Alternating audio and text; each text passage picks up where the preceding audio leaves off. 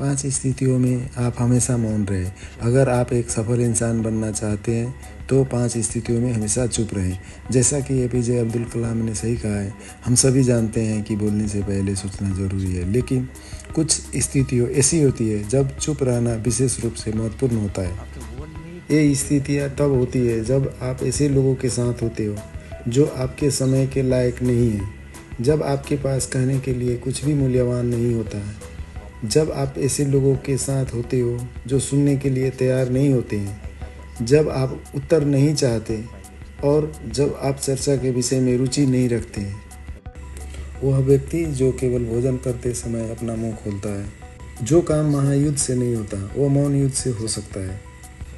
हम कितना ज़्यादा बात करते हैं उतनी ही समस्या हमारे रास्ते में आती है।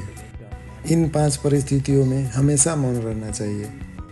पहला नंबर, जब आपको लगे कि आपकी शब्दों से कोई आपकी भावनाओं को समझ नहीं सकता तो आप चुप रहो।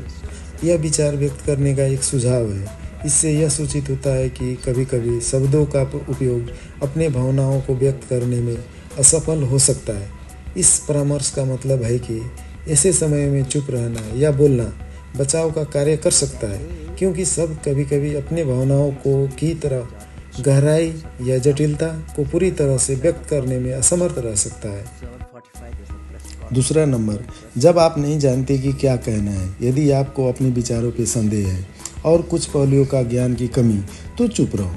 यह सुझाव देता है कि जब किसी विषय पर आपकी जानकारी अथवा विचारों में संदेह हो तो वाक्य न बोलने या अपनी राय व्यक्त नहीं करना उचित हो सकता है। यह सुझाव दिखाता है कि अपने ज्ञान की सीमा की जानकारी की अधिक स्पष्टता की आवश्यकता होने पर बातचीत में योगदान करने से पहले बोलना या अपने विचारों को व्यक्त करने से पहले बचना उचित होता है। यह इस स्थिति में चुप रहकर एक विनम्रता और सुनने सीखने की इच्छा की प्रतीक हो सकता है। तीसरा, जब कोई किसी अन्य व्यक्ति की आलोचना कर रहा हो तो इस प्रकार के नकारात्मक में शामिल होना आवश्यक नहीं है। यह कथन यह सुझाव देता है कि जब किसी दूसरे को नकारात्मक आलोचना या अपमानजनक टिप्पणियों का सामना किया जा रहा हो तो व्यक्ति को उस नकारात्मक का हिस्सा बनने की आवश्यकता नहीं है।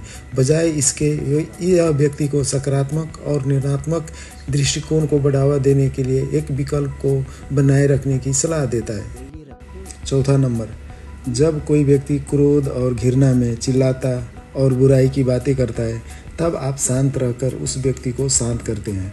इसका मतलब कि जब किसी व्यक्ति को गुस्से और नफरत में चिल्लाने और गुस्सा बयान करने की प्रवृत्ति हो तो आप उसे शांत करने के लिए चुप रहकर समझदारी और शांति बनाए रख सकते हैं।